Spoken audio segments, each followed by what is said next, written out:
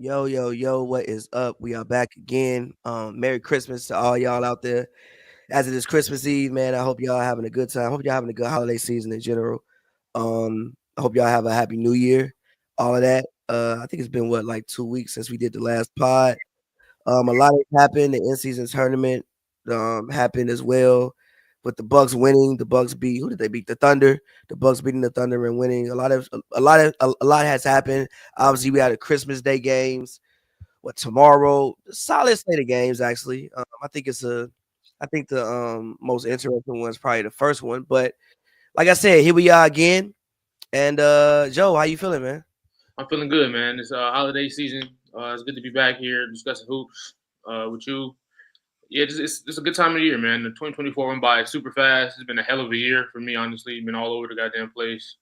Been a roller coaster. But yeah, it's dope to just be here and had the opportunity, experience NBA basketball tomorrow and football also as well on Christmas now that they do. So yeah, What you think about that, yo? You think the NFL first and foremost, NFL is criminals for yeah, making them play on Wednesday. It's literally insane. it's pretty insane. Criminals, There's some teams playing criminals. like 2 weeks or something like it's crazy. Like I think the Texans like they had mad game. Like yeah, they The forced the schedule is crazy, bro. Schedule is and it's on Netflix. Like huh? Like yeah, they do. they, Netflix. they definitely doing a lot. But I mean, I understand. I see why. But I mean, this would have really broke my heart as a kid on a little bit. Because I mean, because the NBA always The NBA was always a thing my that's household, I always yeah. NBA was on the main TV. When family came over, we just watched like it was no like you feel me NBA. You just cut it Yeah, on all day. yeah. I Like got even if you wasn't watching the game, it was great background for noise. real. And then with no debates, like I got uncles and stuff who prefer the NFL. I got people who like you feel me. Now I got a little bit of a hassle. Like no, like you feel me. Like this is my day. It's always been my day since I was younger. So the NFL coming out of nowhere trying to stomp on it. It's kind of disappointing, but hey, it is what it is. We live, and it's not surprising they'll get more views. They play fucking 16 games, 17 games a year. So I mean, of course, you're gonna have more views. I don't really want to see them as stumping the NBA. I don't see it from that standpoint. But I mean, it is what it is. But we still watch the NBA over here. I've been Fact. watching both though. There's good matchups on both sides, like for sure. I went to first of all, Thomas, how you feeling? What's good? Y'all can hear me, right? Yeah, yeah. I remember I All went to right. one of the homies' crib. I think this was Christmas like 2 years ago. It was when LeBron got dunked on by Nick Claxton at the end of the game. That was Christmas, right? I have no idea. You talking about Lakers game? Yeah, it was a Lakers game. Braun got dunked on by Nick I Claxton don't at know, like the bro. end of the I game. don't watch Lakers No, games on Christmas, bro. what time was Nick Claxton? Not since Kobe been gone.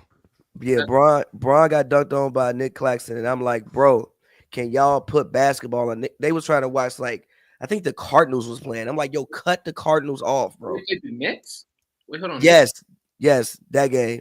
It was Lakers Nets. Nets on. Oh, what that was? This one they had KD and Kyrie in there. Yes, yes. Yeah, okay, that makes sense. But I think Kyrie didn't. Kyrie wasn't playing because Kyrie never played as a net.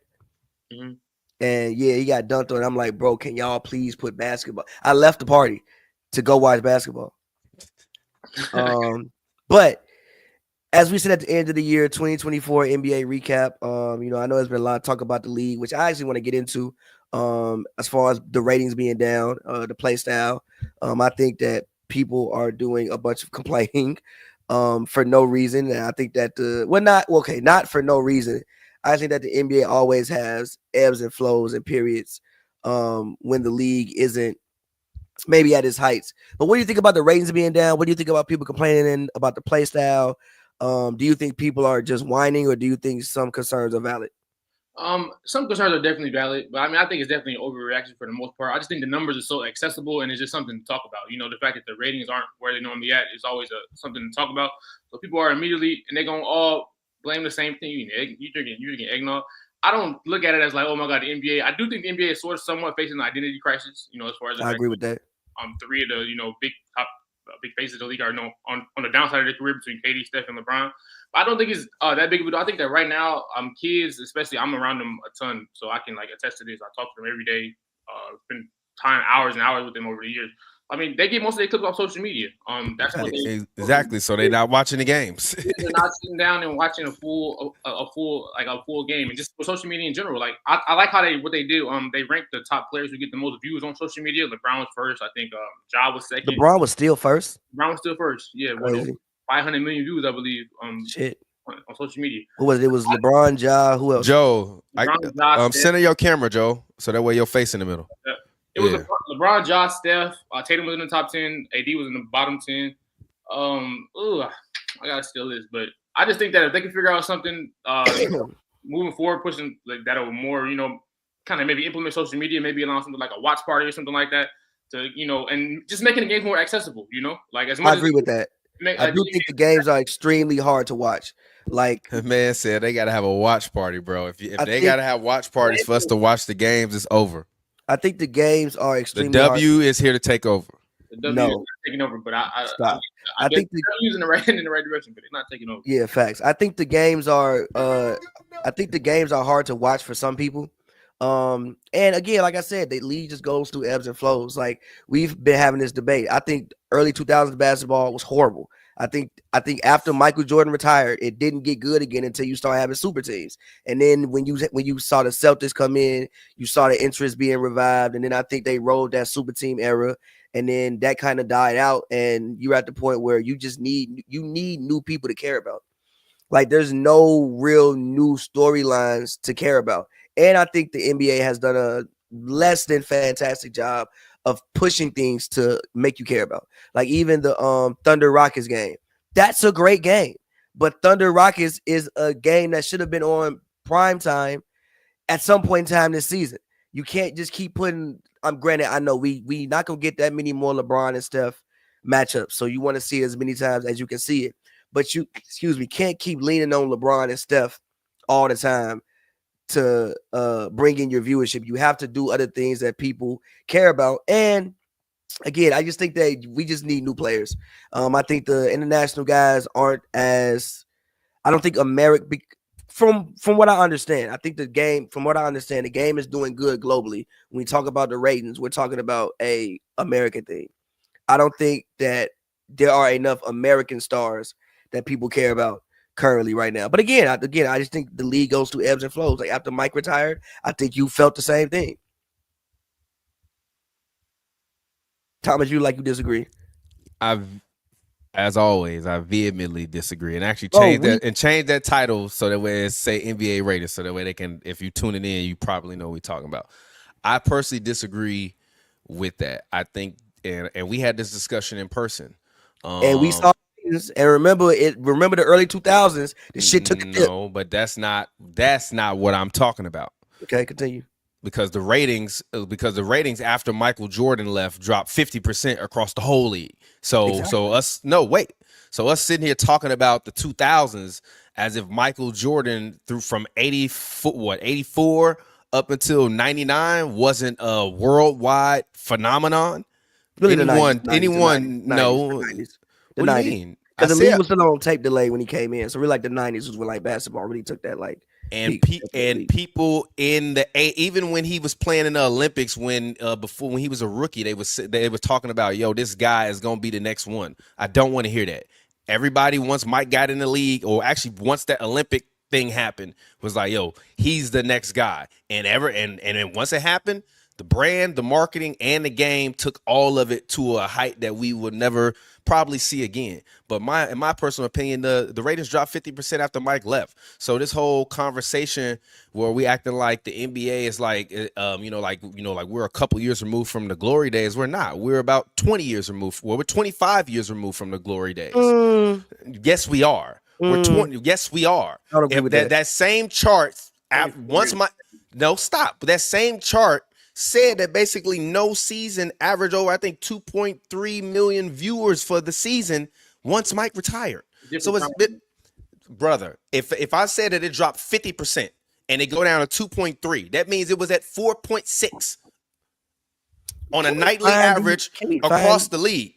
But that's not even my point. That's not even my point. My point is that this whole, the league is now in decline is overblown. It's been in decline. And number two, as I told you when we were talking the other day in person, the NBA is the reason why they are struggling. The NBA is the reason why they have all of these kids only watching clips of their game.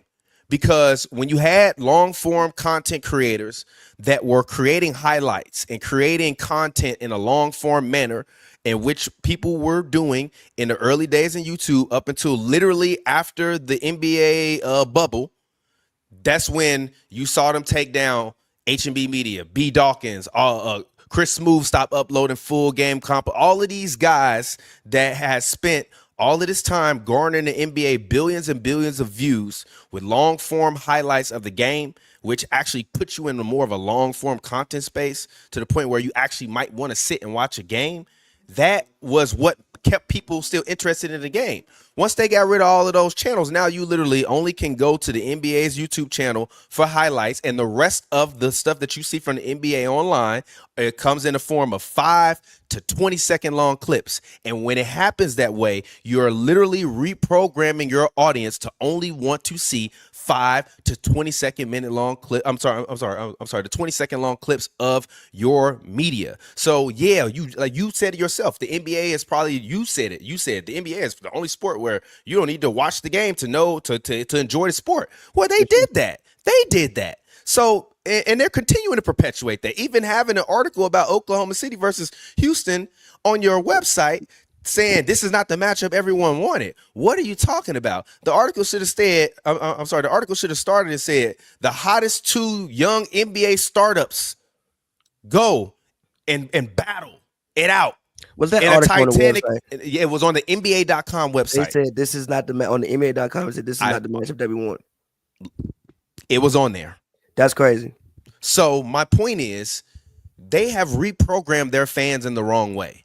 And then they also are not even doing a good job of marketing their product through their own channels through that. And I don't want to hear the criticism about Inside the NBA or Bill Simmons or any of these guys, and I'm going to wrap it up in 30 seconds, and any of these guys in regards to the game, because everybody keeps saying, well, Charles Barkley keeps talking bad about the game, and Shaq, and they criticize the players. Brother, they talk bad about them games because most of the time when you cut them games on, it's 15 to 20 point blowouts that they have to now commentate and try to act like what they were watching was something that was so amazing. And you can't tell someone that's been to the NBA Finals or a 4-time champion like Shaq or a 2-time champion like Kenny when they watching bad basketball that they not watching bad basketball. So I think that the conversation within itself is a little bit goofy, because why would you just want them to sit up and only say good things about the game and like, oh, this guy's so great? Then you're being dishonest and you're not actually giving me analysis. So I think it's the NBA's fault. Don't blame the critics of the NBA. Blame the NBA. They did this. We didn't. Go ahead. And yes, I don't really watch games like that no more. Not only is it hard to watch games without League Pass, the Lakers games don't come on in LA and the Clippers games don't come on in LA. So guess what, Los Angeles? I'm not watching your basketball teams because I haven't been to a Clippers game this year or covered a Clippers game in a year and a half. And the whole thing is they come on Spectrum. Guess what, brother? Not everyone has Spectrum. Guess what, brother? Even the Lakers coach, JJ Redick, said that he does not have Spectrum. So he does not watch Lakers games on Spectrum. So stop. Yes, I think the league is very hard to watch. I also think that the way that basketball is consumed, I think is a little bit different than the way other sports are consumed as a whole. I think highlight culture just completely permeated basketball. Even when you look at high school games, when's the last time you even watched a full high school game? No, I mean, I watch full high school games all the time. You are. Yeah, but they're actually really entertaining. Even women's. TP, you're muted, bro. Yeah, TP, you muted. But they're actually really okay. No, I thought you knew what I was saying already, Pavy. You haven't experienced it, though. You can't just speak on this from a not actually seeing one. Just based off. But but I mean, look at like ball is life. Like it used to be the way that, for instance, LeBron. Ball's been around for like damn near 20 I years. know. I remember. Joe, what did I say? The last 25 years. Stop talking about the last 5 years or the last decade. Since Michael Jeffrey Jordan retired, the ratings have halved, and they've only gone down lower and lower since. I remember. Wait, hold on. Wait. It's a fact. What do you mean I can't see? Hold on. Yes. Hold on. I just Googled it. The most watched NBA Finals was 98. Obviously, Jordan's last finals, cool. I think that the next time the league had extreme level interest was when LeBron made the decision. That was it was the biggest. That might be a top 5 Yeah, Lewis, thank you. Appreciate you, bro. That is probably a top 5 moment, damn near in sports. Definitely a top 5 moment that ever happened off the court. But even going back to the way you consume high school games, like I remember when Bron and Melo maxed up, you had to actually sit down and watch the game on ESPN. If fucking I still haven't watched a full Cooper Flag game. I've only seen highlights. I mean, literally. But that's you can't compare. Even like Zion. I don't think people even was breaking down the doors to watch. I cleared my schedule to watch Zion versus LaMelo Ball. They had it streaming on one of them on the Balls Like one of them stream. I definitely cleared my schedule to watch Zion Williams versus LaMelo Ball. I watched it. Actually, I think I like zoned out midway through the game. I watched some of it. I watched some of it. But my point is, as a whole, I think the way that you consume basketball in general, for a multitude of reasons, right? Because I think basketball just, again, like I said, is more highlight based. The way you consume basketball as a whole is just through highlights. And even growing up, I wasn't watching full basketball games. Fuck no. Like I was watching the finals, maybe. If it was I remember watching, I can tell you certain games I watched in full. I remember sitting down and watching when LeBron scored, 28 straight against the Pistons. But I wasn't watching every single basketball game. That's something I started doing when I got older, where I would sit down and watch full basketball games. So I think the way you consume basketball in general as opposed to the NFL, because every NFL game is an event. Whereas every basketball game, and the NBA needs to do a better job of making their games feel like events. They don't really make their games feel like events. 1,000% agreed on that. Now that may be because how are you going to make your games feel like events when you have 2,460 of them a year? And that's what I'm saying. That's not even including the playoffs. That's what I'm saying. My next thing. No, how about we just get some better basketball? Because ultimately, I don't think the product on the floor is not with that, though. good anymore. Fire fucking games. The Hawks Spurs game this week was fire. Yesterday, Pavy, you're gonna name 4 games. You think the NFL probably been fired this season? 460. You think the NFL have been fired this season? I've been locked in. You think every guy? Because I didn't say every game. But no, wait. We can just break this down simple into math. We can just break this shit down simple into math. Because the NFL. For the period of the NFL, especially in America, it always does well. There's 544 NFL games in the regular season. Okay. There's literally 5 times more NBA games. Exactly. I agree with all of that. I get what you're saying. What I'm saying is you're not finna fucking tell me all this goddamn football is good, because I just goddamn saw a 35-0 thing. All of the football ain't been good. Okay, but the majority of it has. You telling me out of 554 games that more than 280 of them was trash? A lot of them been trash. We watch them, but a lot of them been trash. A lot of them been trash, bro. That might be cap. What do you consider a fire football game? If a nigga win by 2 scores, I don't think that's that fire. 2 scores is not that fire? Not really. 2 scores in 2024? Much goes into football. Where you can't touch the quarterback no more? That's not that fire. And I don't watch mad football this season. I ain't been at the edge of my seat every damn game. So you been bored every game? I ain't been at the edge of my seat. Have you been bored every game? No, but I ain't been bored with every NBA game. What are you talking about? I haven't been bored with every NBA game. How many NBA games? Compared to, okay, how about this? What year would you consider the peak year of Hoops and Brews? Probably the second Warriors year, maybe. What, 2016? No, we had just started. 17, no. I'm saying like the second Warriors with KD, 17-18. I think it's probably the peak. 17-18. Wouldn't that be 18-19?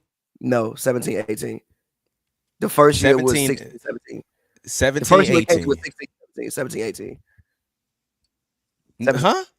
No, it wasn't. No. The first year with KD was 16-17. The second year with KD was 17-18. Hold on, I gotta make sure you're right, brother. I'm right. It's been a long ass time. Because remember, it was.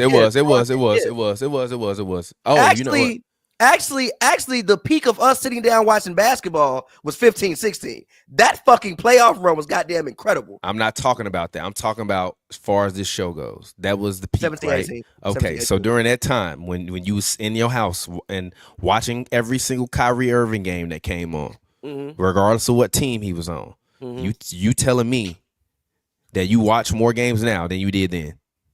No, I definitely watched more games then.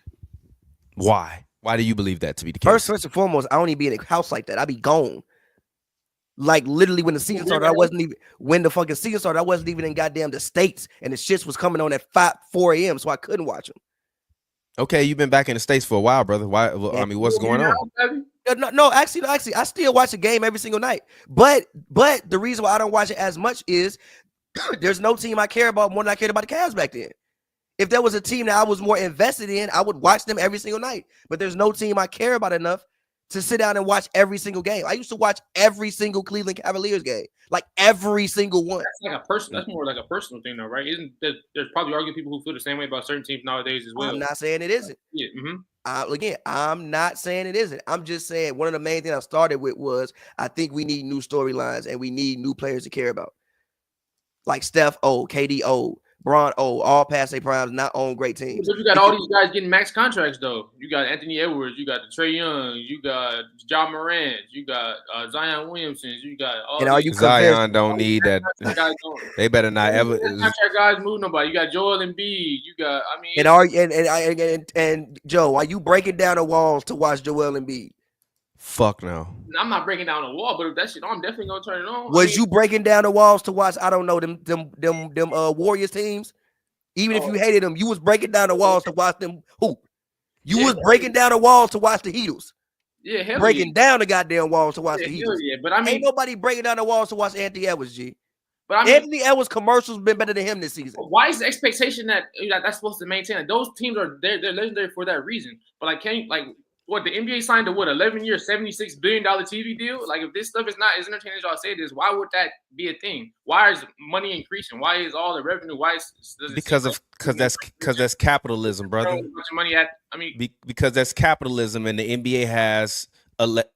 In my opinion, allegedly, accordingly, because I don't want to get sued, allegedly, theoretically, the NBA has a monopoly on basketball. Why do you think that? They have a monopoly on. That's a lie. No, stop.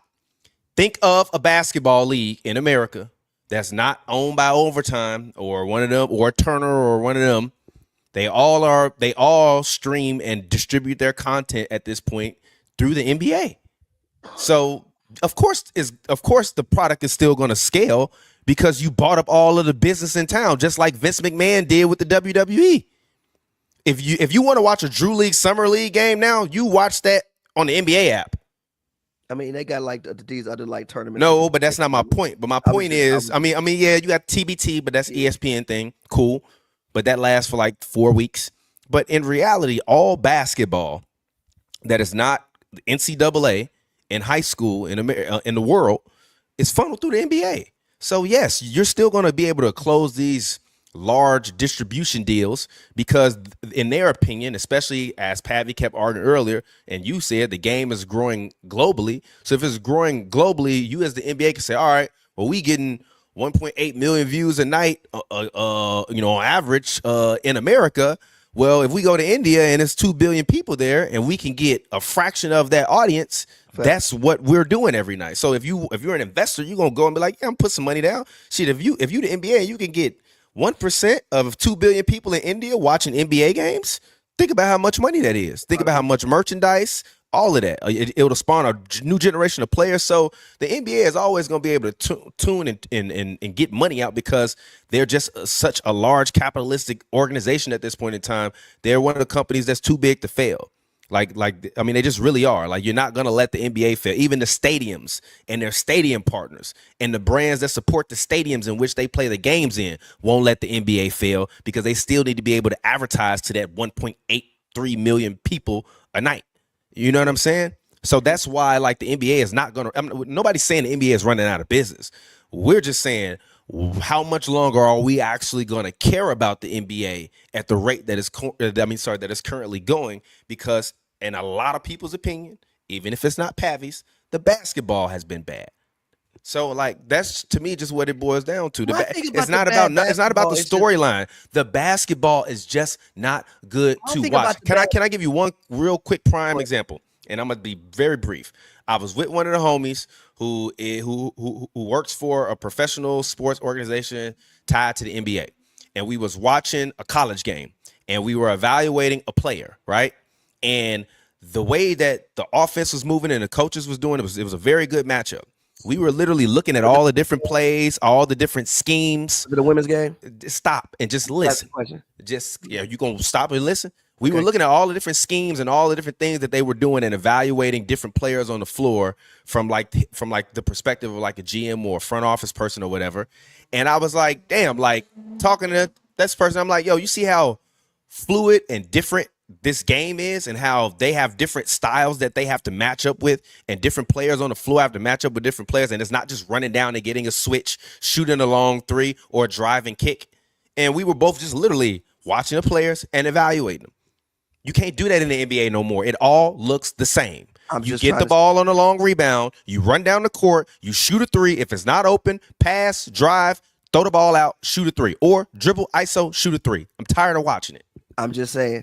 I remember growing up when them games was fucking 72-68. I'm just saying I wasn't enjoying watching that either. And a lot of people weren't enjoying it. Hold on, Thomas. I've always loved basketball. Hold on, Thomas. Wait. I've always liked defense, though. I've always loved that era of basketball. You can speak for yourself with that. I personally... the league changed the rules. I'm not talking about the league, G. I'm talking about me.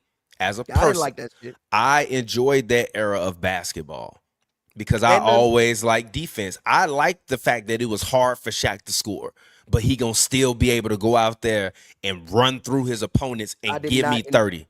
I did not. I like the fact that Kobe would be going off. That AI was out there giving everything he had every single night, chucking up buckets. I love watching T-Mac in them days. I love watching Yao Ming. I love watching Chris Webber. I didn't really like watching Tim Duncan and the Spurs because their style was a little too fundamental and boring. But I did love Ginobili and Tony Parker. Like, even if I did watch the Spurs game, I love watching Amari every night. I love watching Steve. Like, it was so many different players because it was so many different styles.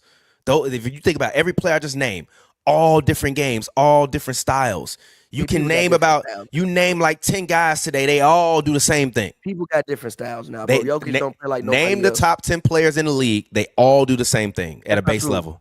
Jokic do what Giannis do? That's not true at all. They all do the same thing on the base level. Okay. Okay, fine. You got one different. Okay, now go down the line. AD do what Jokic do? They all do the same thing. They all shoot threes. They all... Huh? Giannis hold on, wait. The only thing Giannis can't do that Jokic can do is shoot. Hold on, pause. Threes. Wait, pause. T-Mac and Kobe did different things? Lie to me. T-Mac, Kobe, and Vince Carter AI did different things. You gonna lie to me? Yeah, they did. They played the same? They played the same game to you? Yes. How does that make sense? What if it's 5'11"? He's 5'11". T-Mac, Kobe. T-Mac, Kobe, and Vince Carter played the same game. If you want to say AI did it because AI is 5'11", fine. AI was still chucking up shots, shooting 39%. They played the exact same way. All the power forwards, for the most part, played the exact same way, especially in the 90s. My point is all of the NBA players, regardless of the position today, theoretically play the same fucking position. That's my problem. When you get this is what happens when you get positionless basketball. You get trash ass basketball. You want to know why the NBA is failing? Because these stupid motherfuckers thought, oh, we don't need positions no more. Let's just have everybody be able to shoot threes, rebound, get assists, and with no defense and no good fundamentals. Yeah, they're all skilled, but even the fundamentals in the game is just lacking. The fundamentals are just lacking. I'm gonna keep it G with the you. skill is better. I agree with JJ Redick. The skill is better than Ronald Cycli post-ups when they was dumping the ball to Ronald Cycli 20 times. My point is the game was different every night. The games are the same every time you turn on the fucking TV. The only difference is the star player. They all do the same shit. Zach Edey is fucking 7'6", shooting fucking threes from the top of the key. Shut the fuck up talking to me. Shut the fuck up talking to me. Wemby, Victor Wembanyama, my son. I agree with you. And now I'm about to turn into the Joker. Victor Wembanyama, my son. 7'6", 7'6". Shooting threes all game long. And you want to talk to me about justice? But have you seen watching Wemby play? You want to talk to me about ratings? But have you seen Fuck out of here. But have you seen Wemby play defense? And have you ever seen any human being play defense like Wemby? No, but gee, come on, bro. You leave that part out. Come on, bro. What are we doing? Wilt Chamberlain, but none of us saw it really. Now what? You got to go back 100 years. You got to go back 100 bro. years. You went back to the goddamn. Wilt played 100 years ago. You went. Wilt played 100 years ago. It was like 50. It was like 50 years ago, bro. Round that shit up to the nearest 100, you get 100. That's crazy. No, bro. Wemby is the youngest player. Didn't Wilt play in 79? What the fuck you talking about? Playing no goddamn 79. When did Wilt retire? Like when did Wilt retire, bro? We were at 79. What the fuck? He was like, no, I'm just trying to say. In my mind, I'm trying to do the math. I was trying to do the math. 72. G. I think Will retired after like. Okay, cool. Still, I can guarantee you this. And that would no, shut up. I can guarantee you this. If he was fucking playing now, he wouldn't be shooting no fucking threes. He'd be doing. Probably be shooting threes. Wilt. He would probably be shooting threes. Why would Wilt Chamberlain shoot threes? He would be trailing on the clock. He'd be trailing Joe, do you understand that Wilt is like Wemby, but with a 40-inch vertical or 44-inch vertical? Wemby is arguably more of a talent than him.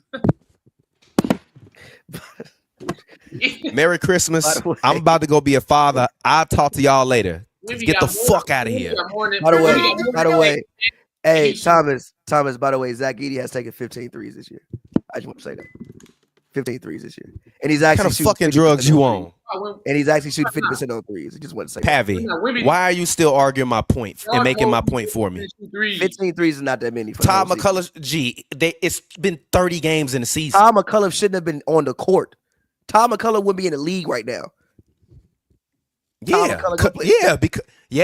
you have to be able to shoot threes. No, Todd McCullough wouldn't be in the league. You got to be able to stand out there, big fella, and shoot threes. He wouldn't be in the league anyway because he ain't got foot speed. He had no lateral movement right now because that was the era where you was getting big motherfuckers to get 6 fouls on Shaq. And the league didn't think that basketball was great because they was. You got to stop it. Can we just stop and say you getting big people to get Shaq? You got to stop acting like Tim Duncan, David Robinson, Akeem Olajuwon, Karl Malone won in the league. They went in the league when Shaq was dominating. They was 40. Karl Malone was dominating in 2002. Tom McCullough ain't get drafted in 2000. What the fuck you talking about? When they was I will throw my motherfucking microphone out this window if you sit up here and act like Tom McCullough got drafted in 2000. When did Tom McCullough get drafted? Tom McCullough. Come on, how you spell Tom McCullough? Tom McCullough career was over in 03. He was picked in 99. And he lasted 4 years, literally. After he got his ass whooped by Shaq, he was out the league. He got picked in 99. You want to know why he got drafted in 99? Because you needed big people. Fine, you got it. Fine, you got it. Got drafted in goddamn 99 because you needed big people to get 6 fouls on Shaq. How big was he? Tom McCullough. He was 7 feet 280. 7 feet 280. He was 7 feet 280. Not in the goddamn league right now. But he definitely still would, G. Tom McCullough not gonna Taco Fall made the league, G. Nah, for what? Taco Fall played for like 18 games, bro. He still made the league. And then took it. He still Fall Dunko bro in China. Technically, stop. Technically, Bronny still made the league. He could never play another game in his life. He still made the league. By the way, I don't want to hear it. By the way, real quick question: Have you ever seen Taco Fall Dunko bro in China? Well, he did. Yes, he annihilated that man, bro. He annihilated that man, bro. But come on, Joe. Let's talk about Joe's favorite player. Let's talk about Joe's favorite G Leaguer. Who's my favorite player? Are you talking about Bronny? Bronny's been dope. I mean, he's been amazing. He had a 30-point game. I think he's averaging over 18 points. This man said Bronny been amazing. G, do you know that Mac? G. Okay, can I ask you a question? on basketball quicker than we all thought he would, and I think that nobody would disagree with that. He's picking up on basketball and he's producing quicker than we all thought. I don't think when you got the notification that Bronny scored 30 points, you were surprised. You didn't. No, I wasn't. I didn't care. He's in the fucking G League. Yes, you did. Yes, you did. As much as you say all the negative stuff about him, that had a big impact on you, and you was like, "Oh my God!" Are you fucking serious? Are you fucking serious right now? You said no. Stop. You just said out your grown ass mouth to another grown ass man that LeBron James Jr. scoring 30 points made a difference in his life. Joe, Joe, I say this respectfully. Respectfully, get the fuck out of here. No, you didn't expect that. He's picking up on it faster than we all thought he would. I didn't expect him to score 30 in the G League. Okay, can I ask you a question? How good is Mac McClung? Is he better than Bronny? Bronny's probably a little better. I'm taking Bronny. Bronny's a little better than Mac. Mac McClung led the fucking G League in scoring. Shut the fuck up talking to me. When was he? What was he drafted? Was he even in the league right now? He's on the he not in the league. G, this is why I can't talk to you, G. That's why I can't talk to you, G. Why I can't talk to you, G? Who has more potential? Who has more potential? Bronny and Mac McClung. Who got more potential? That's not what I asked you, brother. You don't even know that. You ain't even. No, stop. You ain't even know he in the league and he been on the Magic the whole season. He been on the Magic? Yeah. So fuck out of here. Send him no. Bronny been on the Lakers all season. So I mean, his fucking daddy got him drafted. Whoop de fucking do. Roster? Goofy ass out of here. Fuck out of here with that shit. On the actual roster? He on the actual roster. He was leading the G League in scoring, and you just opened up your motherfucking mouth and said that LeBron James Jr. is better than him. This is the shit I'm talking about. This is why we can't take these Bronny conversations serious. This is why we can't take these Bronny conversations serious. Because you motherfuckers just be sitting up here saying shit. You just be sitting up here saying shit. One dunk contest.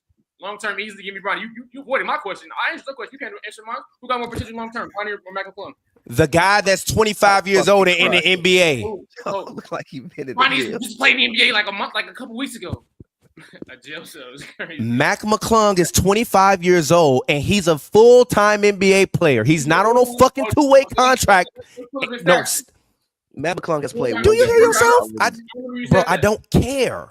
I don't care. You're talking. No, stop. You're telling me that a rookie two-way player. No, you're telling me that a rookie two-way player whose dad got him drafted in the NBA is better than a guy that led the same league that the two-way players being sit down to, that you singing praise about him scoring 30 on, that's in the fucking NBA. You out of your mind. That's like saying that a fucking AAA baseball player is better than a major leaguer. Stop this shit, man. Go the fuck up, man. Goofy ass argument out of here, man. Mac McClung spent time in the G League. What you saying? Why is this shit not working? Because your internet know you saying some bullshit. Mac McClung, the almighty Mac McClung. All right, but can we move on?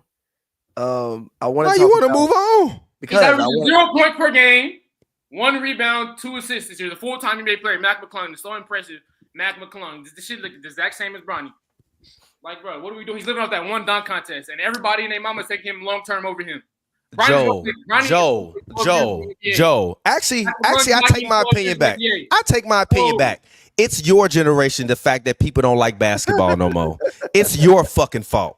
It's your fucking fault. It's Joe, Gen Z.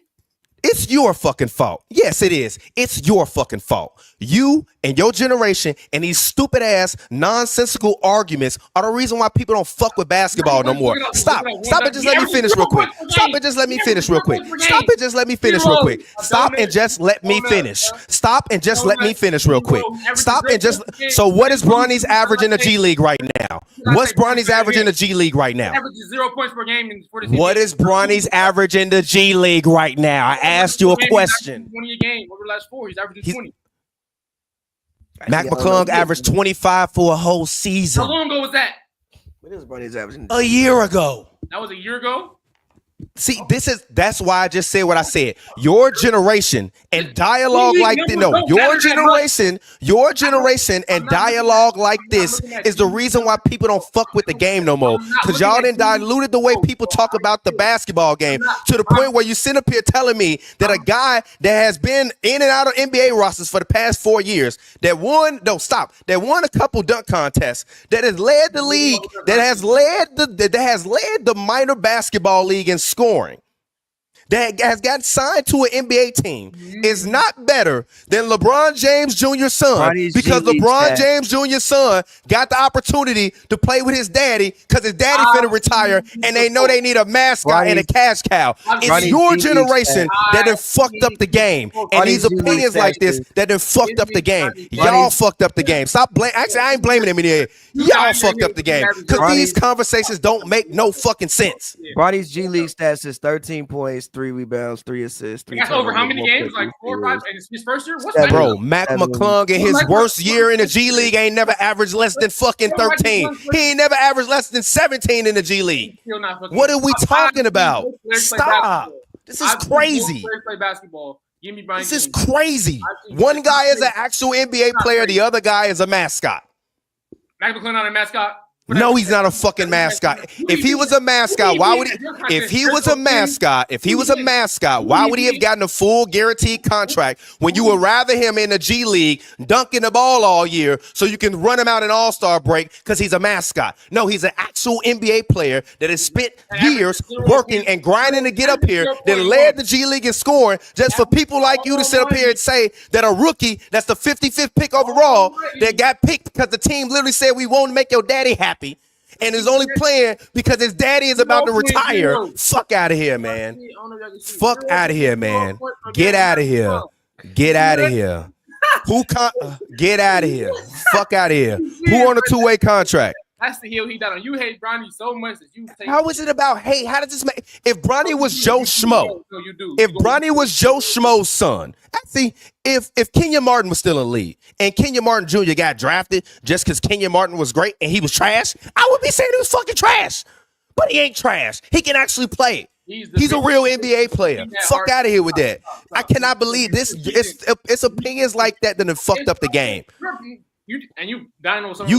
No, it's not about dying on no hill. I'm talking about actual hoopers. You sit up here telling me that a guy that averaged 13, that's averaging 13 in the league, where a guy averaged 25 in the league, is better than a guy that averaged 25 in the league than a guy that's averaged 13. Fuck out of here. Blindfold windmill dunks and you dying on this.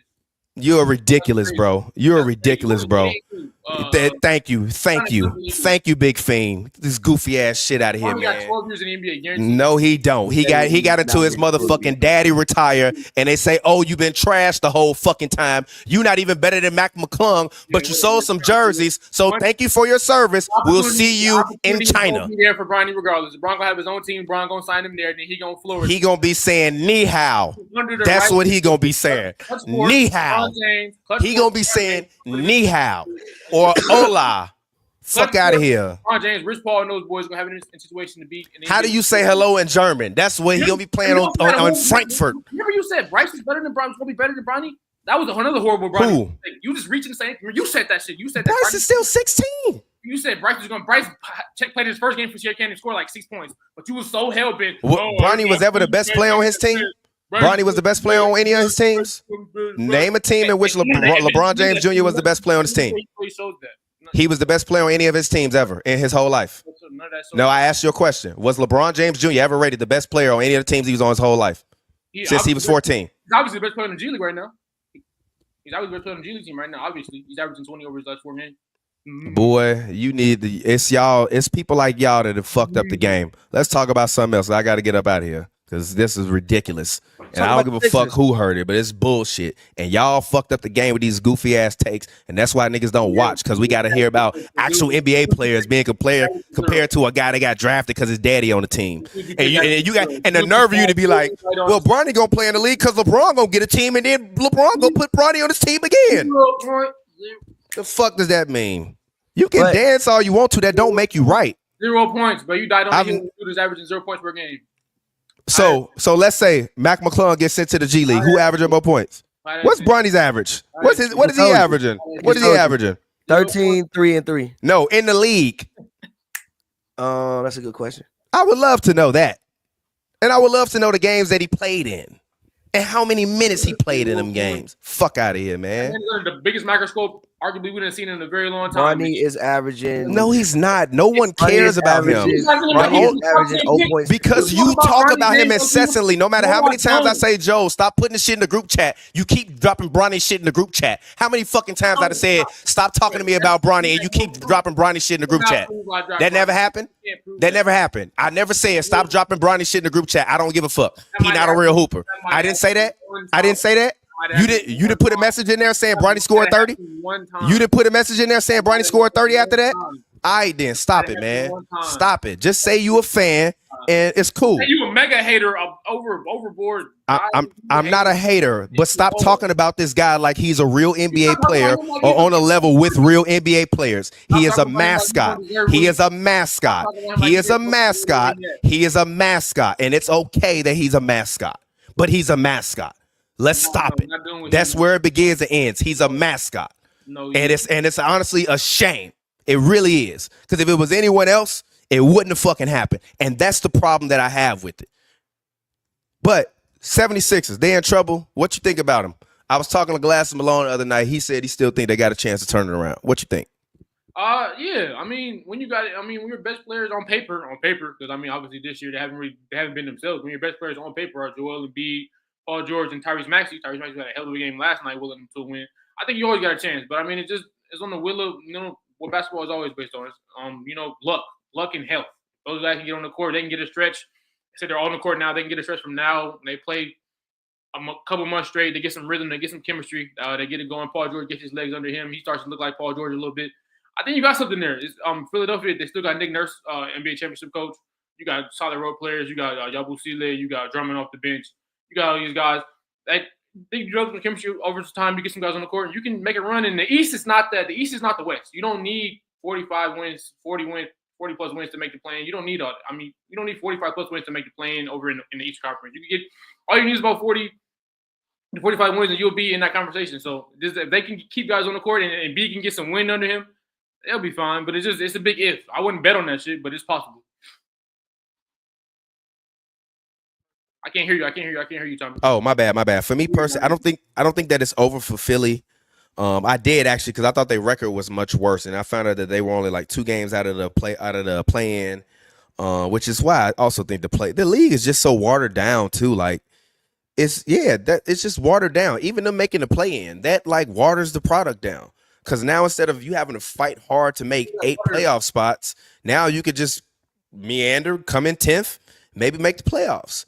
It gives you another intense, event towards the end of the year. Like it kind of matches the NCAA. It's like an NCAA tournament all over again. It does nothing for the competitive nature of the game. How? They're fighting for their life for them playoff spots. And they're not fighting for their life for them playoff spots, brother. No, they aren't. Yes, they aren't. No, they aren't. Yes, they aren't. Because if they were fighting there for the life for them playoff spots, no, they're fighting for play-in spots, not for playoff spots. No, they're fighting. They're in the play-in. No, playoff spots. As a 10 seed, you got to win 2 games in a row. That's some real. Look. If it was teams 1 through 8 that was getting selected to the playoffs, right? The Lakers would literally have had no chance the past few years. Not the past. Or they would have been forced not to meander around and continually go between that 7 to 10 spot like they've been doing for the past few years. And we'd actually get some real effort out of these guys. But the play-in has not helped the game to me. It hasn't. It just diluted who actually is the good teams that get to make the playoffs. Now basically everybody get to make the playoffs. Everybody don't make the playoffs. Play-in ain't the play-in. Yeah, yeah, but you got to be like the worst of the worst in the league not to even make the play-in. The play-in ain't the playoffs though. I know it's not. It's not per conference, right? And it's 10 make the play. It's 20 teams per conference now, in terms of who is all playoff eligible. Huh? Because if it's 10 teams total, including the play-in, then if that means you're playoff eligible. You mean it's 10 teams per conference? Yes, so it's 20 total teams that are playoff eligible now.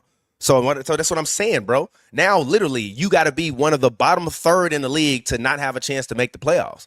That takes away a lot of the competitive spirit versus having to be one of the in the top 60 percentile in the league to make the playoffs. You the 10 seed, you get smoked that first game, it's over. I mean, yeah, but that's what I'm saying, Joel. Everybody can get the opportunity to get to that point, and that don't mean you the better team. That just means you lingered around in the middle of the bottom for long enough to maybe get there. What is the difference between the 10th and the 8th seed? What is the difference in games? It's usually not that big of a difference. It's usually about 1 or 2 games that got them. It doesn't matter. You're talking about like they're not bottom feeders. No, but what are you talking about? You telling me 1 to 2 games a night and guys taking back-to-backs, and when if they didn't play that game, they might miss the playoffs, don't make a difference in the competitive spirit of the game? Not really. It's still it's How can you say that? It's still there. Like, I mean, it's not there though. It's not there. If you're between 7 to 10, you just have to exist in there, and then you just play. 1 or 2 games it's not the difference between a great team and a weak team and a bottom feeder team. That's not that's not. I disagree with that. Look at the Dallas Mavericks last year. What were they this fifth seed? Yeah. Huh? What do you mean? A game difference puts them in the 6th or the 7th or the 8th seed.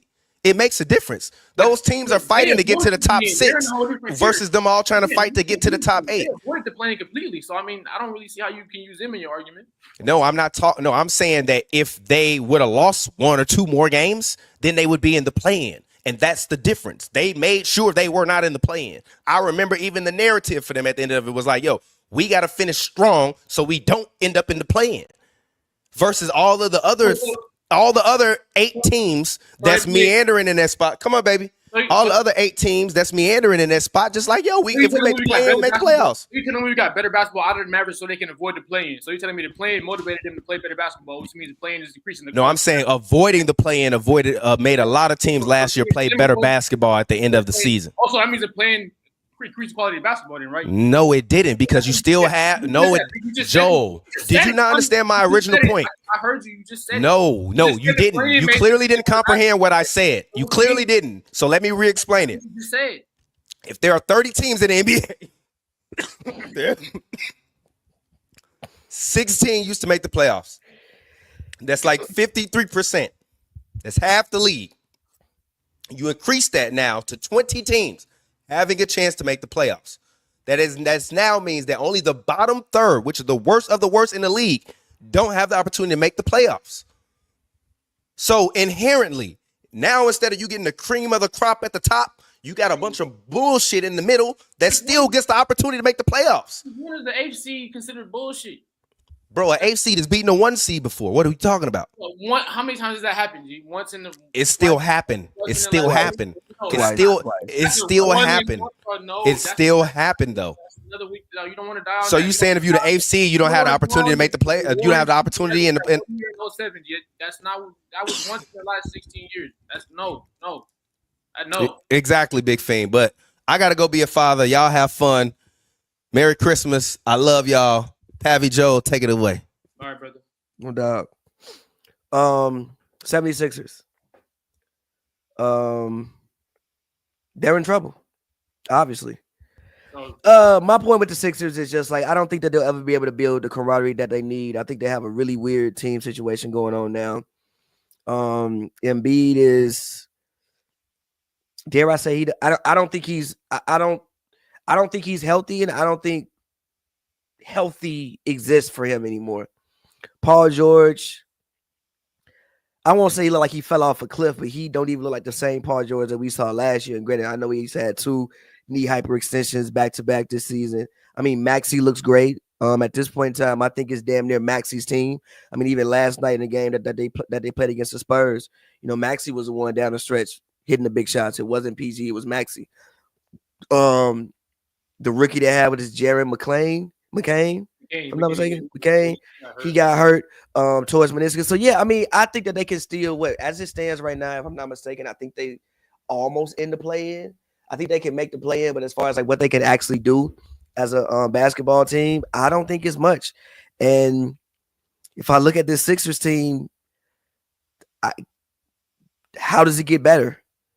I mean, me personally, I feel just off the strength of the fact that they have an NBA Usually talent is what gets you wins. Talent is what translates to wins in the playoffs, what translates to wins in the regular season. And you can't deny the talent they have. They have 3 guys when healthy are pretty much bona fide guaranteed all-star between Maxey and Is Paul George a bona fide all-star anymore?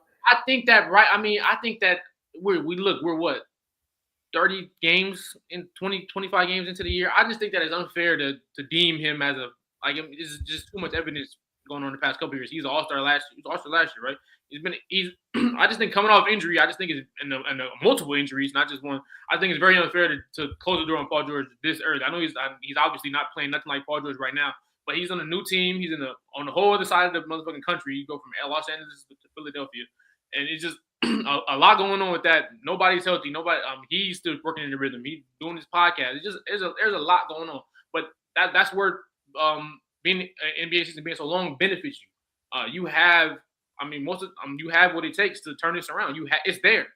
Now that they're all healthy as of now. Last night Maxey played hell of a game, got them to win. And B, if he can get his win under him, because a lot of criticism under B is he hasn't been in shape, and that's very fair. But that's why the season is so he's had time now to get his win under him. And I think they have a good core around him between Drummond backing up and B.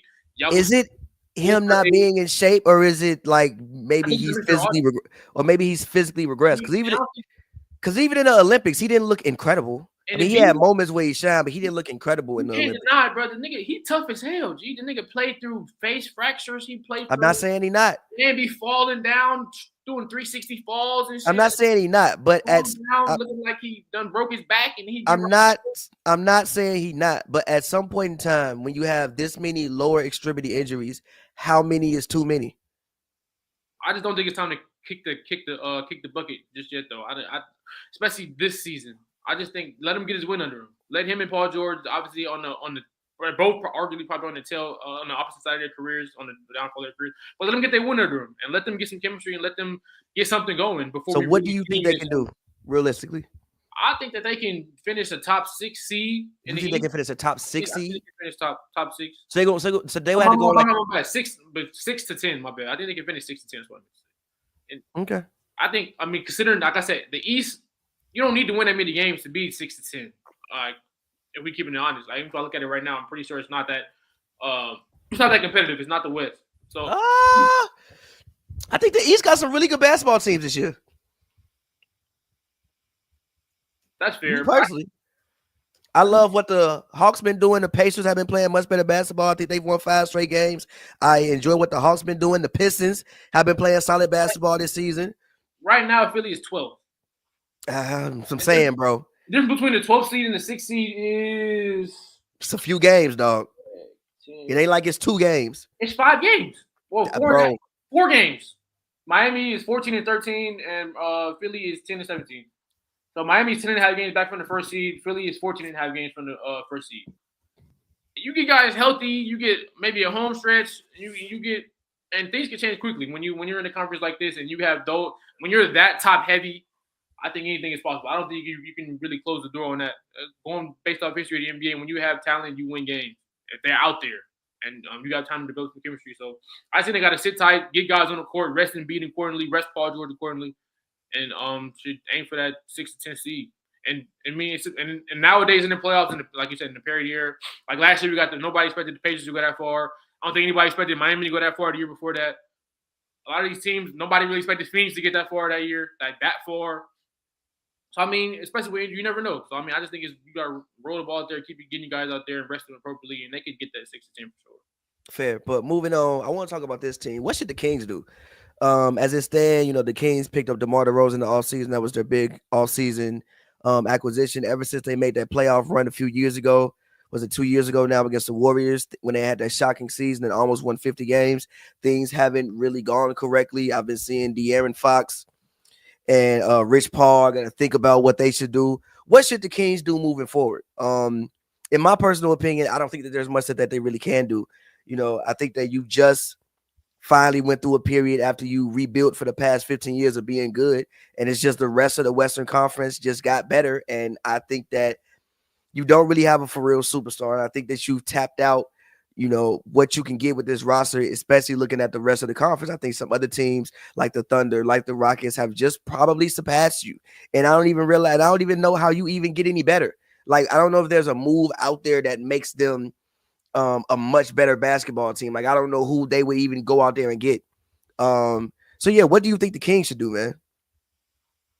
That's a really good question. If I had to say what I think they should do, part of me wants to say blow it up, but it's definitely not. It's not an easy decision to just blow it up. You know, they finally brought some life back into that basketball city as far as winning wise. You finally made the playoffs for the first time in I think over 15 plus years. You finally get some guys who you get an All Star in De'Aaron Fox, Sabonis. I think he was snubbed a couple times, but a guy who was arguably an All Star a few times. You build a core up. You know, you get you can reel in DeRozan. You get a decent core. You get something just to bring the city looking forward to basketball again after Yeah. all the down years. So it'd be very hard for. I think it'd be me personally. I think it'd be very hard for them to just say fuck it and trade everybody and blow it up. And just throw that away, throw away the culture you've built, even though it wasn't that long of a time. But winning the NBA is not easy to do. I mean, you see a lot of these teams don't win, especially specifically the small market teams. Sacramento is the fourth team in California, right? Yeah. You compare your division and what's around you. It's looking at the Warriors, Lakers, and the Clippers, what they've been able to accomplish over the last couple of years. Clippers being able to bring in Kawhi and PG over at the same time on one off season. Lakers bringing in LeBron and Davis winning the championship. Look at the Warriors winning the championship in 2022. It's not easy for them being that little brother in such a big state. But I mean, if you really what they should do is, I mean, I guess the correct answer will say, I mean, just to blow it up. But I mean. Yeah, but like if you Sacramento, do you want to rebuild again? I'm sorry. I'm over here making thumbnails for this. I just looked at Bronny shooting 12.5% in the league. Gee, come on, bro. Stop this. I'm gone, bye. I mean, yeah, but like, do you really want to blow? I mean, I think that now if I'm De'Aaron Fox, I may want to move. I know he just got his Under Armour. He got like a shoe coming out. He may want to be moving to a different place in his career. And if he wants to move to a different place in his career, I'm trying to go to Orlando. De'Aaron Fox, I mean that. I think the only thing the Magic need is a point guard, like a actual lead guard. If they have an actual lead guard, it's a whole different thing over there. And they actually have the assets to be able to give the Kings something back. And they have the contracts. You can put, even if I would probably want to keep Jalen Suggs, but you could do an Anthony Black. You could do a, I know Mo Wagner just got hurt. Unfortunately, also you may not want to trade his brother. Franz's brother, you may want to keep him on the squad just because they cool. Well, they're cool. They're brothers. But you could do it, Jonathan Isaac. You can definitely mix and match some things, and get De'Aaron. So and De'Aaron has a deal coming up. I think De'Aaron's contract is over next year.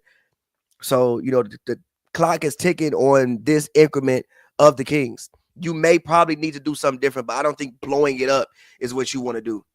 Just because it's Sacramento, when you saw how long it took last time to even get something good. So I think it's just a tough situation that they're in. But I think the first thing that goes is the coach. They'll probably look at Mike Brown first, because the first thing that usually goes is the coach. I think the main thing with them is they just haven't been able to be good defensively to this day. Like even when they were winning 2 years ago, they weren't good defensively. They just haven't been able to be good defensively, and I think it's really, really hurt them. Bringing in DeRozan don't really help that. Yeah, bringing in DeRozan don't really help that. And also DeRozan is just, and DeRozan, like, he was better than what they had, and I respect him for trying, but I don't think that was the player that they needed. I think they needed like a fuck. Well, maybe a DeAndre Hunter or something like that. Yeah, like a DeAndre Hunter, a Mikal Bridges, a OG, something like. Yeah, I feel you. Something like that, more so than a DeMar DeRozan. But you got to commend him for trying. Again, in Sacramento, and he was better than what they had out there. But I don't think that was the answer. And Keegan Murray hasn't really progressed the way you would want the fourth pick in the draft to progress. That's fair as well. I think that you thought Keegan Murray could be like a 20-point per game scorer, or like somewhere around in there, and like he just hasn't been that so far for you. And I think that that's really where you miss out. And you maybe could have went and took the money that you gave to DeRozan and gave to two people if he was a guy who could come out there and get you 20 points a night. Because Sabonis is playing great. De'Aaron is doing his thing. I like some of the pieces that they have on the squad, but they just don't have that extra oomph that some of the other teams have in their conference. But moving on, I actually want to talk about the Clippers, man. The team that I still check in with him. Like I said, I haven't been to a game this year, but I still check in with him. I think if I'm not mistaken, as they stand right now, I think they're 6th or 7th. I think, if I'm Yeah, not they're mistaken. six. Currently at 17 and 13 in the West. Currently at 17 and 13 in the West. There's been rumblings that you've seen pictures of Kawhi at practice. James Harden has been playing really well. Norman Powell's been playing really well. Zubac just had a 20 and 20 game Yeah, I locked yesterday. that in on sleeper, my boy. You feel me? Yeah, I was so mad when you like pick Zubac. I'm like, damn, bro. No, I had to lock that in on sleeper. You feel me? I'm like, damn, bro. But so the Clippers are playing really, really good. I've heard rumblings that they are looking to get Jordan Clarkson. What do you think about the Clippers, man? Like, I think that this team I would not say that they have potential to win a championship anymore. No. But if Kawhi Leonard comes back and can look some semblance of Kawhi Leonard, if he can come back and get you 20 points a night, because really that's what they need. They need more. Their defense is good, but they really need more offense. Like, I know we talk about James Harden, but James Harden is shooting 39%. Like, yes, he's navigating really well, but he's shooting like an asshole. Stop, bro. I think he's shooting like an asshole. That's what he's supposed to do. 39% is not good, bro. Last year, G. Prime James Harden was never shooting 39% for the season game. Like we need you to set the tone, and defense got to respect you. I think that he's navigating very well. But that's all. I think that he's navigating very well. But if your main guy is shooting 39%, that's why they are offensively challenged the way they have been. So if Kawhi Leonard can come back and, like I said, he can give him that 48% from the field, get you around 20 points, I think this could be a second-round basketball team. And shit, when I look at the West, I'm not really convinced on anybody besides the Thunder. I mean, the Nuggets with Jokic, I think that depending on matchup, I'm not gonna discount Jokic and Jamal Murray, even though I say my things about Jamal Murray. So for whatever reason, he get in the playoffs and he just get better. I've been hearing rumblings about them making a move as well. I know somebody's talking about the future of Zach LaVine. I've seen Zach LaVine being linked to the Nuggets. I don't like that for the Nuggets if I'm the Nuggets. But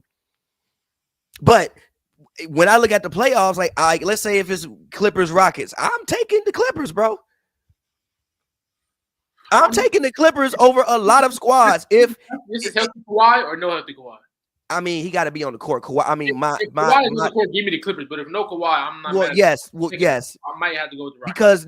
Because no Kawhi, they gonna hog tie James Harden. Hog tie James Harden. Hog tie. Who would I hog tie? That's gonna be James Harden. Amen Thompson, Tari Eason, Dylan Brooks gonna hog tie James Harden. Hog tie that man. Who would I hog tie? I don't know how to hog tie people. Who would I hog tie? That's gonna be Harden. So no, this is everything I'm saying about the Clippers has to do with Kawhi Leonard being on the court and being some semblance of the Kawhi Leonard that we all know and love. But what do you think about the Clippers? I mean, as from someone like I haven't been inside the stadium, but I've been to pretty much every single. I do like I said. When I do traffic control in Inglewood, so I work literally the players lounge over at Clippers, so where they all enter, where Steve Ballmer enters, where Ty Lue enters, Lawrence Frank where he enters, like they enter. So I see the vibe around the Clippers.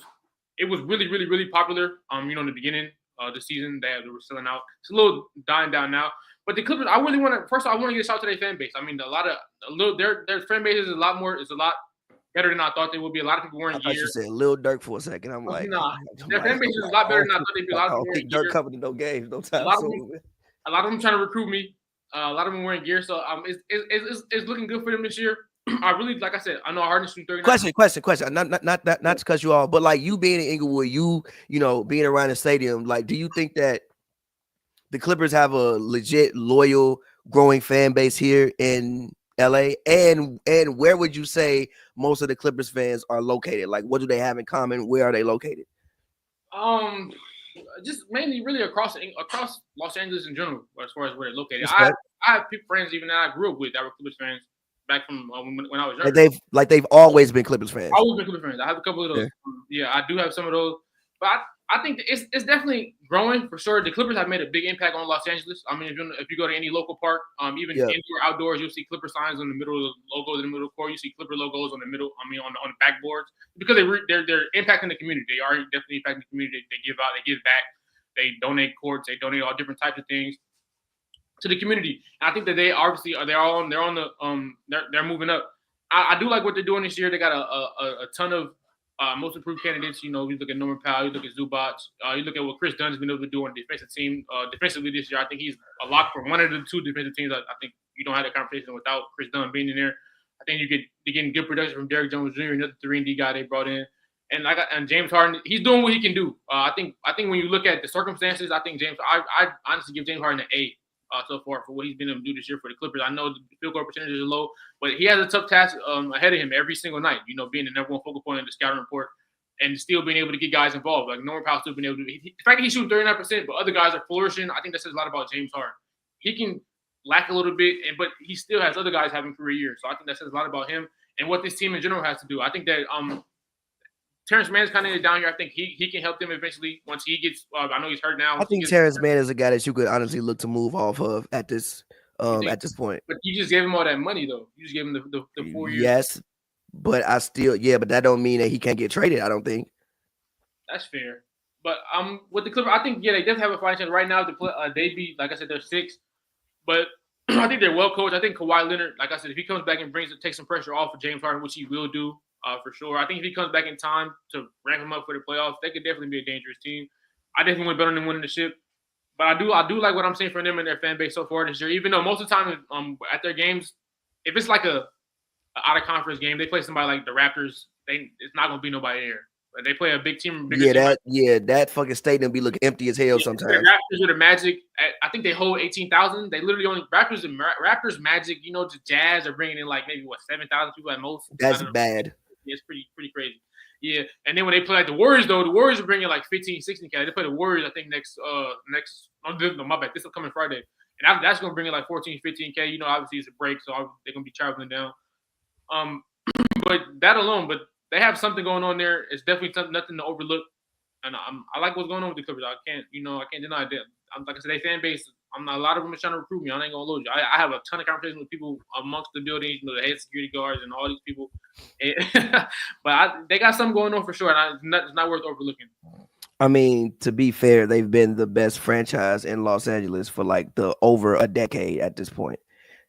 They've been the best franchise in Los Angeles for over a decade outside of that 1 year.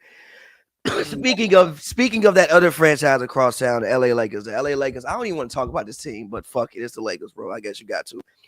I don't really have no comments about this squad besides like this is what you get, bro. Bron gonna give you about a game a week, like I said last time. Bron gonna give you 1 game a week.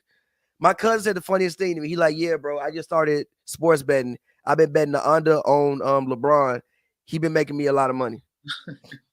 But Bron gonna give you at this point 1 game a week. AD started off the season hot. He hasn't been as hot as he started off the season. Everybody else, you just been inconsistent, bro. But like this, is what you gonna get when you paying 2 people maxes and one of them is 40 years old. This is what you gonna get.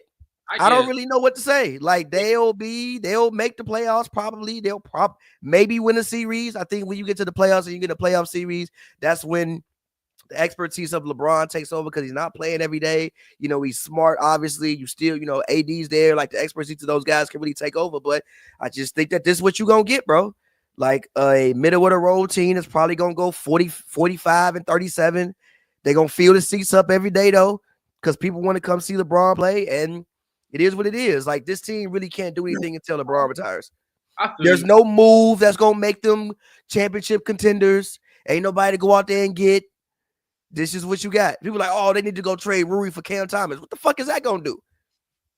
The fuck is that gonna do? I don't know about that one, G. But I think with the Lakers, the clock is on with Rob Pelinka, I believe. I think his time as a GM. Oh, he's a criminal. Yeah, he's a criminal. I'm recently with the Darvin Ham comments. I'm more on his side. What he said was basically to sum up a long quote for him was what he said was that any other team he did what he did. Any other team he'd be looking at an extension as opposed to for sure. He got was the opposite, which was fire. So I'm 1,000% with him on that. But it's definitely on Rob Pelinka now. I mean, some people have their theories. They say it's LeBron making moves or whatever.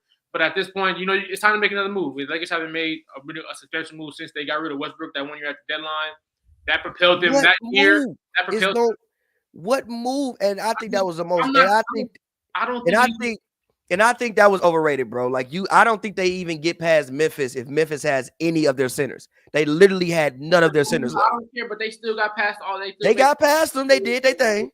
You gotta talk to it for what it is for the actual result. But I just think you as a general manager, your job is to address the flaws of your team. And Rob Lincoln hasn't done that in the very. What's the flaws of what is the flaws of the Lakers as it said? Turn Lakers on. They're very obvious. Very very obvious. You're relying too much on LeBron. You don't have any perimeter defense, and then that's kind of insane. And roll out this with as dynamic as the guards and wing play is in this league. You don't have any. With Vanderbilt being on whatever the hell injury, he's been out for a long ass time. We can't rely on him. You have no true backup center. Even Jackson Hayes was playing decent basketball before he got hurt. He's hurt. Now it's like you're relying on AD to do everything. The man can't do it. The man is an amazing basketball player. I think he's the top 10 player for sure in this league. But you can't rely on him to do everything. You can't rely on him to protect the paint, defend the perimeter, block shots. You can't rely on him to do what you've been doing. You need somebody who can come in and do a shell of what he does. You need and just the defense. You need somebody who can. I mean, Connect has been. He shoots the ball well. He's a rookie though. He's going to be inconsistent. D'Lo is inconsistent. Also, they're giving you what they should give you for the money they're getting paid. But you need somebody who can come in and do a specific roles for what they're you need LeBron James to be 30 years old again. That's what you need. If LeBron James was 30 years old again, yes, I get what you're saying. They don't have good perimeter defense for sure. The problem is they don't have good perimeter defense. I've seen Cavs teams with worse fucking defense than what the Lakers got right now that made the goddamn finals. The problem is you don't have more offense. Because LeBron James was 30 years old. They had Kyrie Irving and they had shooters. Man, they had Jose Calderon at 36 years old starting. That run was overrated though. They was who they beat in the East that year. They beat Boston. They beat one. What's the Boston with the 19-year-old rookie as the best player? Did you see that Cavs team? They had George Hill, bro. They had George, bro. They had George Hill starting. I don't think George Hill started ever again after that. We knew Boston wasn't gonna win that series, bro.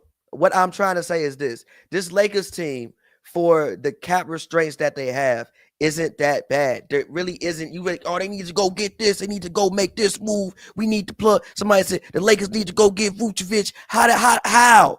I want you to put. You also got to realize. The other team needs to want to accept the trade. How? There's no moves to be made. There's no move that you can make that's gonna put you over the hill. All you can do is tread water, hope for some internal growth. You get Vando back. You know what I'm saying? Dalton Connect, as the season goes, he continues to get better. Austin Reed gonna give you what he got. D'Lo gonna give you what he got. Maybe you can get some from Cam Reddish in spots. Gabe Vincent is finally on the court, doing whatever the hell he doing. He ain't playing great, but he done had some moments.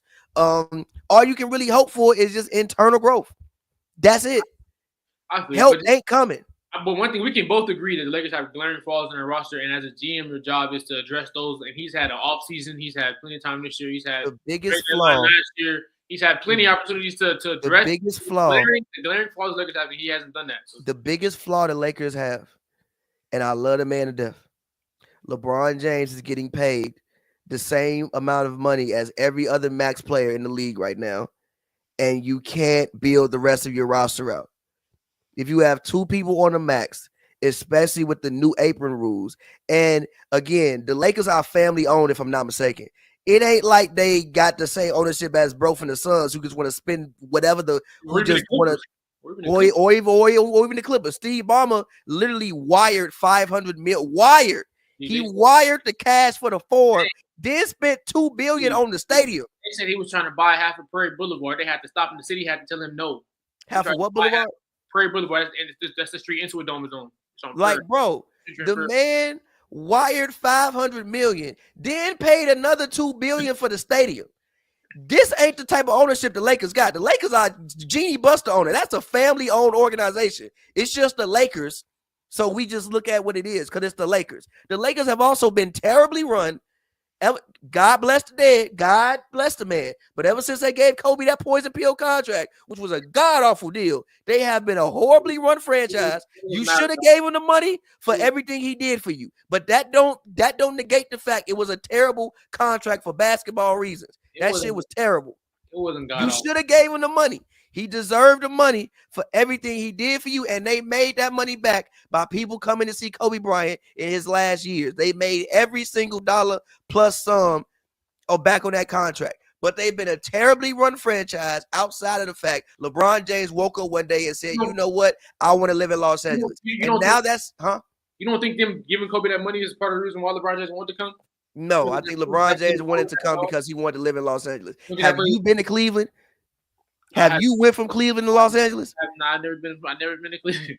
Listen, when this ends, I want you to go on YouTube, type in Cleveland, Ohio, and pull up a 4K visualizer of it, and ask yourself if that look like someplace you want to go. Actually, I'm familiar with Joakim Noah. I'm familiar with Joakim Noah. No, fuck Joakim Noah. I want you on this Christmas Eve when you get off to go on YouTube. Pull up a visual. Actually, no, don't do a visualizer. Find one of somebody driving around the streets of Cleveland, and then you tell me why LeBron left to go to Los Angeles. I am in my crib right now, crying, laughing. I got this on in the background while I'm clipping this shit up. I'm crying, laughing. He said, "Go turn on the visualizer." And you tell me why LeBron decided. LeBron's Cleveland is different from the normal Cleveland, though, ain't it?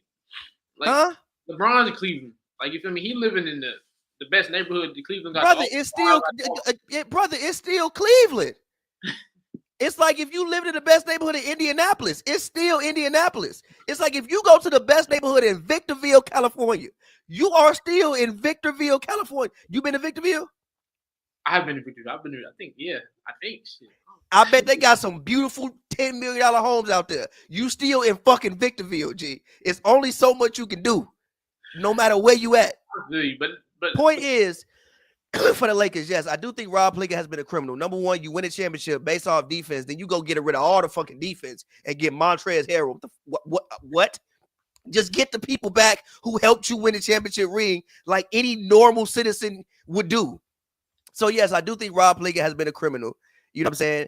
Keep firing coaches, recycling coaches. It ain't the coaches. It's the fact that your roster, it just ain't gonna get no better. So I don't really have ain't nothing the Lakers can do, bro. They can tread water, they can win 45 games, and they can hope and trust and hope and pray, believe and pray that when they get to the playoffs, that's when because you're not playing every day, it's not back-to-backs. That's when the mental mind state of LeBron James will take over.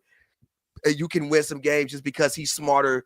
He will help his team be smarter than other basketball teams, and that's really all that the Lakers can do, in my personal opinion. I'm not too mad at it. Like I've said, they can't really get in championship contention, but they still gonna get the national TV games. They still gonna get the recognition. Like I said, LeBron could be on his farewell tour as soon as next year. So I mean, that's gonna bring in a ton of revenue. He need to be on his farewell tour next year. He need to be on. If LeBron James plays 3 more, I don't want to I love that man, bro. That man is my favorite athlete of all time. But I swear to God, I better not see LeBron James playing basketball in 2027.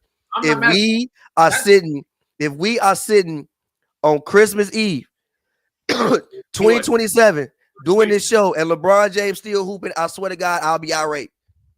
I will be irate. That's you why need to go be a businessman, bro. People who say LeBron James isn't washed now don't give enough credit to his prime. If you don't think he's a shell of what he for himself, he's definitely washed. For what he's cooked. He's very washed. If you watch him on a 99 basis, like there's plays where LeBron makes, I'm like, well, he look like me out there. I'm like, damn, bro, how's that? He don't look like you. He still looks much better than you. He still looks much better than you. That smoke layup was I know that's he smoke. He that 1-2 and put his body into him, and the layup roll off the side of the rim, and he. And then he just look at the ref. I'll be like, bro, 10 years ago. Or the funniest part is like when he comes down the lane, people jump down. I remember a time when nobody would jump when Bron came down the lane. Bron come down the lane, he's like, y'all got it, bro. Now Bron come down the lane, we all up here. And we shooting 9-10 threes a night. It's like, man, gee, 12, 13 threes a night sometimes. Them chase down blocks be looking so sad, bro. I'm like, G, you used to pin people shit on the glass, G. Them chase down blocks be so sad, bro. I be like, man, G, oh no, dog. 12 threes, bro. Oh no, dog. But last topic I want to get into, NBA Christmas games. I just want to talk about them and go over them, say who we think will win them. Did I spell Christmas right? Yes, I did. NBA Christmas games. So we starting off. We obviously have, which actually I'm the most excited about because I fuck with watching the Spurs. Like even outside of Wemby, I fuck with watching the Spurs. Like I like watching Chris Paul still play quality basketball. Stephen Castle has been dope. Devin Vassell has been dope. Shit. Also having the people on my fantasy team. Champagne, I actually like watching Spurs basketball games, and Wemby obviously. Sometimes I be annoyed with some of the fucking shots he shoots. I'm like, by God, bro, just turn around and just shoot over the man. What the fuck are you doing? But if it's gonna work for him sometimes, what can I say? And obviously, defensively, he has a chance to be something that we've never, well, he already is something we've never seen before, but he has a chance to continue to be something that we've never seen before. And I like the fact that the Spurs are actually allowing him to play actual basketball now, because last year they were just coddling the man and not letting him play actual basketball. So I enjoy the fact that they're letting him play actual basketball. Also, DeAndre Hunter ducked the fuck out of him the other day, and I saw that happen live. I was watching that game. But first game, Knicks Spurs. What you think about it? Tell me who gonna win. All of that. Knicks Spurs is dope. It's the first game of the day tomorrow. I always turn the TV on. I mean, I'll wake up early every day regardless. I'm usually up around 8, 7 every day. So I mean, I always turn the first game on and watch it. I'm with you. I got high expectations for this game. Is Wemby's in the Madison Square Garden. You know, over the years we get great performances in the Madison Square Garden. We hear time and time players again talk about the atmosphere there just elevates you. Players, I mean, they love basketball so much in Madison Square Garden. They'll literally cheer for the opposite player if he's doing his thing. So I think Wemby will embrace the moment, like except Trae Young. Like how you said. I said they would pick anybody besides Trae Young, except Trae Young.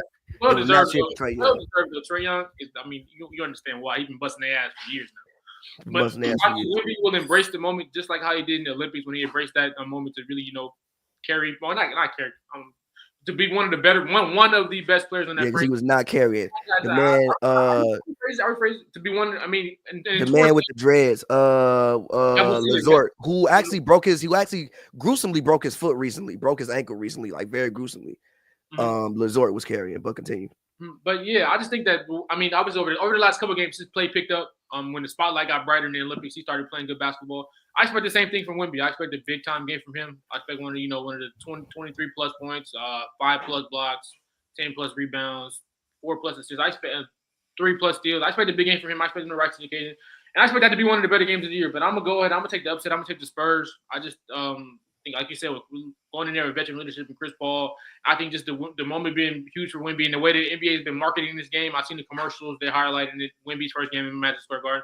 I just think he'll rise to the occasion. He'll put on a show, and I think he'll lead them to a win over the Knicks in New York. It'll be a big point for him in his career. Same. I'm going with the Spurs. If he gonna be if he gonna be the next big thing, I think winning games like this is what you want to do. You want to come to the Garden and put on a show. So I'm with you. I'm going with Spurs. Think it'll be a very, very close game, highly contested. I'll be looking forward to him and Cat going at it. For sure. So yeah, we'll see. But I'm with you. I'm taking the Spurs to win this game. Moving on, next game of the day at 11:30 is Dallas, Minnesota, a rematch of the conference finals last year. Minnesota has not been playing so well. I think Anthony Edwards has taken a slight step back this season. I think Julius Randle is not necessarily fitting in the best. I think Rudy Gobert has taken a step back this season. He's not all world defensively. I think they obviously really miss Cat. I think everybody on the team has taken a slight step back. So I got Dallas winning this game.